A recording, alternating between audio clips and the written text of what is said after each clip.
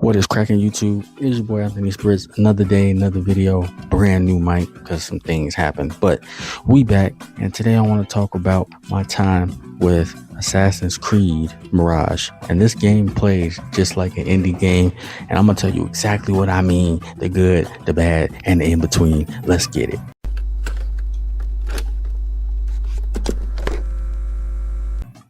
I just finished my time with Assassin's Creed Mirage, and I gotta say I'm very surprised, not only with the gameplay, the presentation, but the amount of content you get. I think I didn't pay over $20. I think it was like 16, 17 bucks for this game, and for the amount of content and for the game itself, I think it's well worth it. You play as my boy Basim, and if you're not familiar with Assassin's Creed Ragnarok, he is a prominent character in that game. I have yet to play that game as of the recording of this video, but I will be playing that game as well. But anyway, I wanted to jump into this one first, and basically it's his journey through, being a hidden one. That's what they call the assassins in this game, and he is going through Baghdad, okay, and he is making his way. It shows you his transformation from being a petty thief to being a full-blown assassin, and how this game leads into Ragnarok. And if you didn't know, this game actually started off as just a one-off DLC that they decided to turn into a full-blown game. I'm always weary about things like that, because when things start off as DLC, sometimes they need to stay DLC, as we can tell from recent events at the time of this recording with Black Ops 7, one of the worst selling Call of Duties probably ever. But that's pretty much what happened, okay? Long story short, COD 7 should have been DLC. It wasn't. They tried to stretch it. It didn't work.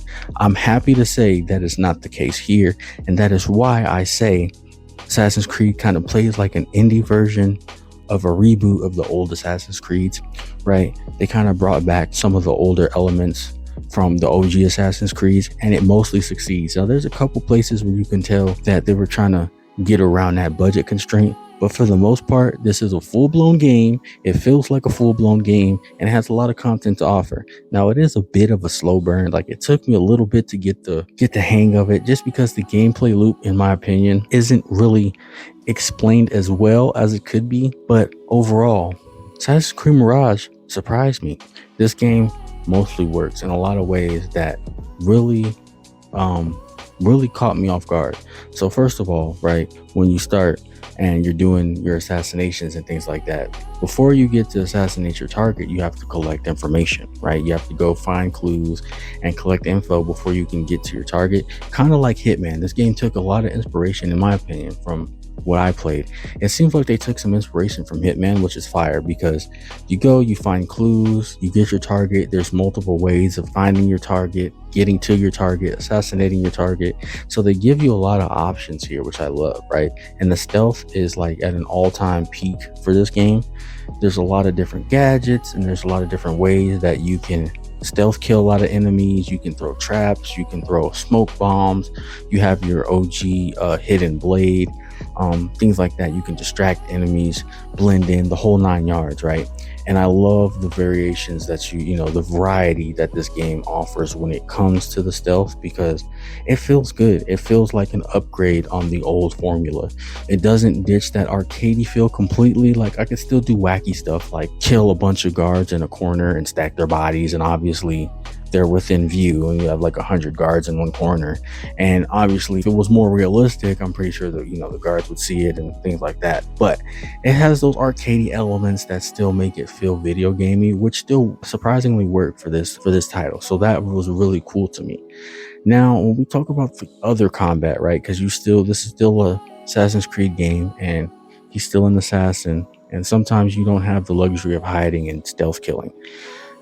It's pretty simple. It's simple combat. You have a dodge, you have a parry, you don't have a block, and then you have a stamina bar, right? And the stamina bar, it's connected to your dodge and your attack, right? So you parry to get stamina back, you dodge the undodgeable attacks. You get the idea, right? And then you can just flat out attack, and the enemies can block and things like that. It's pretty simple. It's pretty rock, paper, scissors. Somebody is going to do a red glowy attack, you dodge. If they do a white glowy attack, you parry. You can attack when they're tired or when they're not attacking or not blocking, and try not to run out of stamina. Pretty self-explanatory. I'm probably over explaining it, right? That's probably how simple the open combat is in this game. It works. It could be better, but it could be worse, so it's there.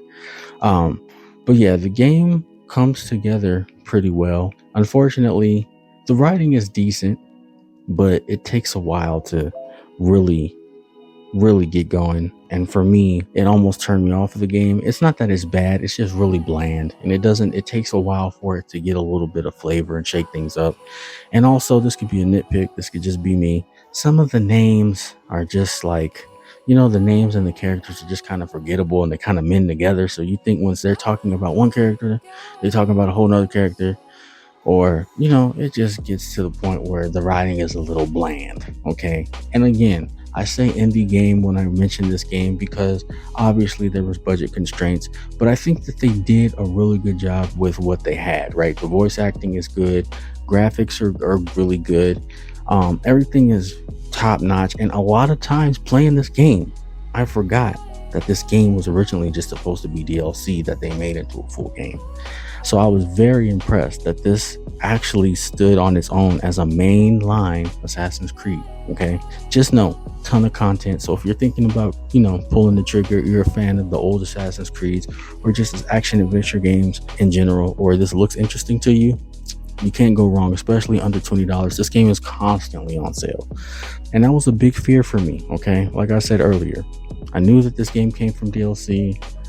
I knew that this game was supposed to be a tie-in for Ragnarok. I didn't know how good it was going to be, but I'm happy to say I do not regret my purchase.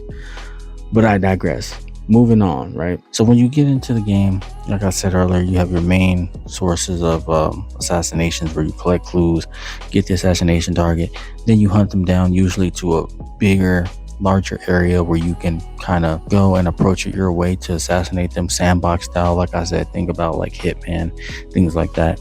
Well, these missions are replayable, so if you want to go and play it again, harder difficulty, take another route, things like that, you can.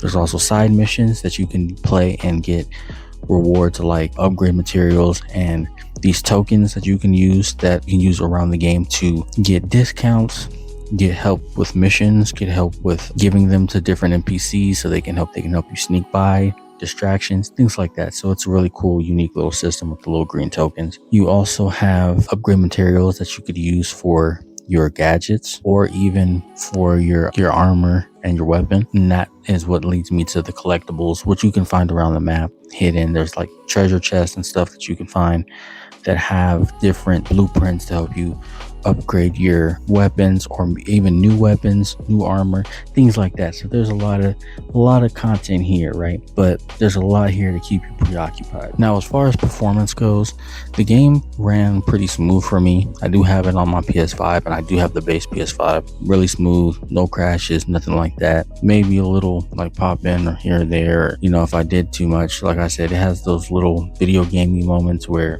you're stacking bodies and the bodies might disappear, do something a little wacky, but there's nothing crazy. So performance overall was really, really good. No bugs, nothing like that to my knowledge, at least for me in my experience. So yeah, that's really all I got for the performance side of things. All right, y'all, I feel like I've done a whole lot of talking and rambling. Bottom line is AC Mirage is very solid. Takes a lot of inspiration from the old Assassin's Creeds, from Assassin's Creed games like Odyssey and Origins, but also things like Hitman and the Assassin's Creeds on like 360, like Assassin's Creed 2 and 3, things like that. And it does play to me like an indie game due to the fact that it was a smaller project that they scaled up a little bit, and it was worth it.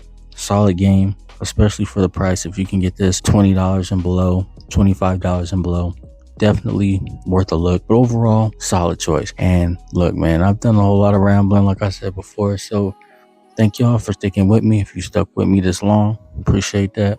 Do all that YouTube stuff, like, subscribe, and should just wait till the next one because I got some more for y'all. But just like that, man, I'm gone. Peace.